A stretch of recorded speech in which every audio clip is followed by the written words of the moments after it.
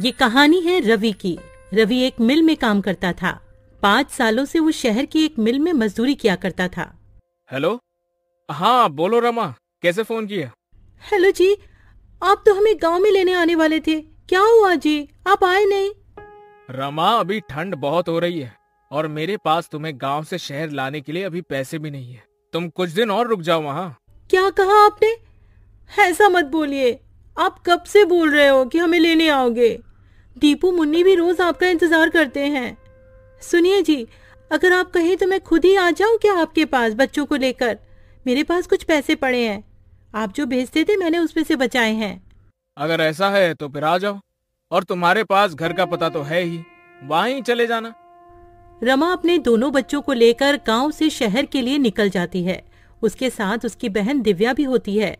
रमा के माता पिता की मृत्यु के बाद अब वो बेचारी कहाँ जाती, इसलिए रमा उसे अपने साथ ही ले लेती है। ठंड का समय चल रहा था, दिसंबर का महीना, जिसमें कड़ाके की ठंड पड़ती है। रात होते ही रवि मिल से अपने घर को निकलता है। अरे यार, आज तो कुछ ज्यादा ही ठंड पड़ रही है। हाँ यार रवि, ये ठंडी ठंडी हवाएं और चारों तरफ पड़ती हुई धुंध, बहुत ही ठंड है भाई। चल जल्दी जल्दी घर चलते हैं। रवि अपने घर पहुंचता है। वो एक झोपड़ी में रहता था। रवि अपने बच्चों को देखकर बहुत खुश हो जाता है। वहीं वो अपनी साली दिव्या को भी देखता है। अरे दिव्या, तुम यहाँ? ओह अच्छा, याद आया। कोई बात नहीं, अब तुम हमेशा ही हमारे साथ रहना। पापा, मुझे आपकी बहुत याद आ रही थी। हाँ पापा, आप हमें लेने क्यों नहीं आए? बच्चों, मुझे थोड़ा सा काम था। तुम दोनों ने कुछ खाया? हाँ जी, मैंने दाल चावल बनाए थे। आप भी हाथ मुंह धो लो, मैं आपके लिए भी खाना लगा देती हूँ। खाना पीना खाने के बाद सभी लोग फर्श पर सो जाते हैं। यहाँ रवि के पास बस एक ही कंबल होता है।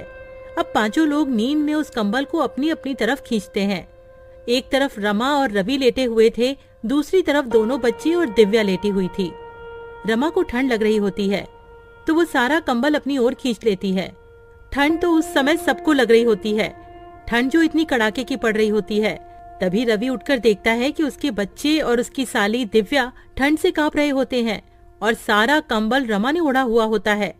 रमा, उठो उठो जल्दी। क्या हुआ जी, आप जाग क्यों रहे हो? वहाँ देखो। रमा अपने बच्चों और बहन की तरफ देखती है और वो घबरा जाती है। उसके बच्चे और बहन ठंड से कांप रहे होते हैं।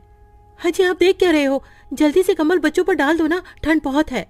रवि सारा कंबल बच्चों और दिव्या पर डाल देता है और रवि और रमा दोनों ही बिना कंबल के ठंड से ठिठुर के सो जाते हैं। सुबह रवि और रमा दोनों ही जल्दी उठ जाते हैं। रमा, तुम ठीक तो हो ना? तुम्हें सर्दी तो नहीं हो गई? रात को बहुत ज्यादा ठंड थी, मैं इसीलिए तुम सबको यहाँ नहीं बुलाना चाहता था। मेरे पास तुम्हें ठंड से बचाने के लिए कपड़े भी नहीं है, मुझे माफ कर दो। हाँ जी, आप क्यों माफी मांग रहे हो? आप चिंता मत करो, मैं बिल्कुल ठीक हूँ। आप तैयार हो जाइए, आपको मिल भी तो जाना है। मिल जाते हुए रवि परेशान सा लग रहा होता है। वो सोच रहा था कि मालिक से एडवांस पैसे ले लेगा, जिससे वो एक और कंबल खरीद कर ले आएगा। लेकिन जब वो मिल जाकर देखता है तो मिल में जोरों की आग लगी हुई होती है। वो अपने दोस्त प्रीतम से पूछता है, प्रीतम, ये मिल में आग कैसे लग गई है? ये कैसे हुआ? अरे क्या बताऊं यार, शॉर्ट सर्किट हो गया और मिल में आग लग गई। अभी मालिक आए थे, उन्होंने कहा कहीं और काम ढूंढ लो। मेरे पास इतना पैसा नहीं है कि मैं दोबारा काम शुरू कर पाऊं। रवि प्रीतम से ऐसा सुनकर और निराश हो जाता है और सोच में पड़ जाता है कि अब तो वो इतनी जल्दी कंबल कहाँ से लाएगा। ना काम है और ना ही पैसे। प्रीतम, अब हम क्या करेंगे? क्या काम करेंगे? देख भाई, मेरे पास कुछ पैसे हैं जिनसे मैं एक छोटी सी चाय की दुकान खोलूंगा। मेरे पास थोड़ी सी सेविंग्स है। तू बता, तू क्या करेगा? पता नहीं यार, मेरे पास तो पैसे भी नहीं है। जितने पैसे यहाँ से मिलते थे वो पैसे तो मैं अपने गांव भेज देता था। अब तो मेरे पास एक फूटी कौड़ी तक नहीं है। चल, मैं घर चलता हूँ, फिर मिलेंगे यहाँ। रवि घर आ जाता है। उसे देखकर रमा समझ जाती है कि कुछ तो बात हुई है। रमा अभी तो कुछ नहीं कहती है। जब बच्ची और बहन खाना खा के सो जाते हैं तब रमा कहती है, क्या हुआ जी, जब से आए हो आप परेशान लग रहे हो, क्या बात है, बताओ ना मुझे। रवि रमा को सारी बात बता देता है। रमा भी रवि को ऐसे उदास देखकर खुद भी उदास हो जाती है और कहती है, हाजी आप इतना परेशान क्यों हो रहे हो? सब ठीक हो जाएगा, भगवान पर भरोसा रखो। मेरे पास कुछ पैसे बचे हैं, उनसे आप थोड़ी सी रुई और कपड़ा ला देना। मैं उससे एक रजाई बना लूंगी, उसके बाद आप काम ढूंढने चले जाना।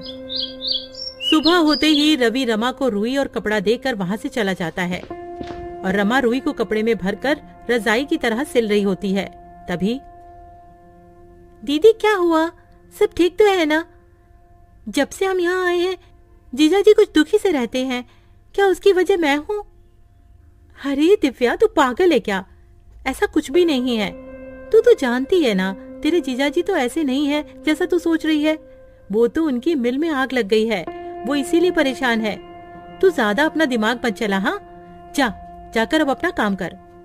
रमा एक सुंदर सी रजाई बना देती है। उधर रवि पूरे दिन यहाँ वहाँ काम ढूंढता है पर उसे कोई काम नहीं मिलता है। वो निराश होकर घर आ जाता है। रवि घर आकर देखता है रमा ने एक सुंदर सी रजाई बना ली होती है। अरे वाह रमा, तुमने तो बहुत ही सुंदर रजाई बनाई है। अरे तुम तो बहुत ही अच्छी रजाई बनाती हो। जी, वो गांव में खाली समय में मैंने रजाई बनाना सीख लिया था। आप बताइए कहीं काम मिला क्या आपको? नहीं रमा, बहुत ढूंढा पर कहीं कोई काम नहीं मिला। कल फिर जाऊंगा, देखते हैं कहीं कुछ न कुछ काम मिल ही जाएगा। रमा बच्चों को नई रजाई में सुला देती है और खुद दोनों मियाँ बीवी पुराने कंबल में सो जाते हैं। अगले दिन रवि का दोस्त प्रीतम रवि का हाल पूछने उसके घर आया हुआ होता है। तभी अरे वाह रवि, ये रजाई तो बहुत अच्छी है, कहाँ से लाए हो? अरे प्रीतम, मैं ये कहीं से लाया नहीं हूँ। ये रजाई तो तेरी भाभी ने बनाई है। क्या कह रहे हो? ये रजाई भाभी ने बनाई है? भाई ये तो बिल्कुल वैसी ही रजाई है जो दुकानों में मिलती है। अरे वाह भाभी जी, आप तो बहुत ही बड़ी कलाकार हैं। अरे तू वो सब छोड़, ये बता तेरी चाय की दुकान का क्या हुआ? हाँ भाई, मैं इसीलिए तो आया हूँ। मैंने हाईवे पर एक चाय का स्टॉल खोला है। तू बता तेरा क्या हुआ, कहीं पर काम मिला कि नहीं? नहीं भाई, अभी तो मुझे कहीं भी कोई काम नहीं मिला। मिल जाएगा, वैसे भी मैं ढूंढ तो रहा ही हूँ।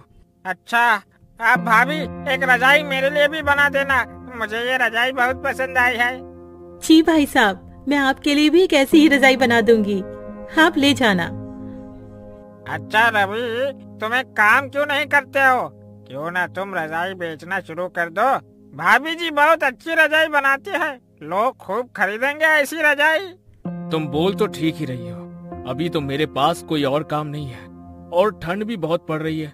चलो ऐसा ही करके देखता हूँ कुछ दिन। पर प्रीतम, मैं ये रजाई बेचूंगा कहाँ? हाईवे पर मेरे चाय के स्टॉल के पास तुम भी रजाई बेच सकते हो। पर प्रीतम, एक और दिक्कत है, मेरे पास पैसे भी नहीं है सामान लाने के लिए।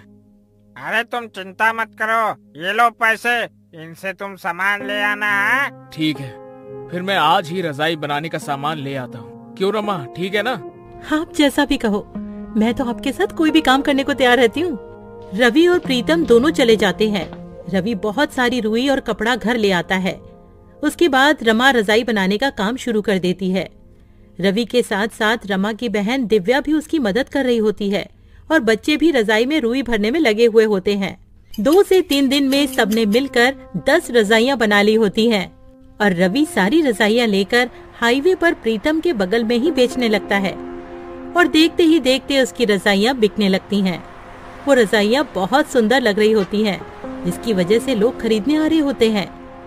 देखा तुमने रवि, बिक गई ना सारी रजाइयाँ। अब तो बस रजाइयाँ बनाते रहो। रवि घर जाकर रमा को सारी बात बता देता है। रमा बहुत खुश हो जाती है।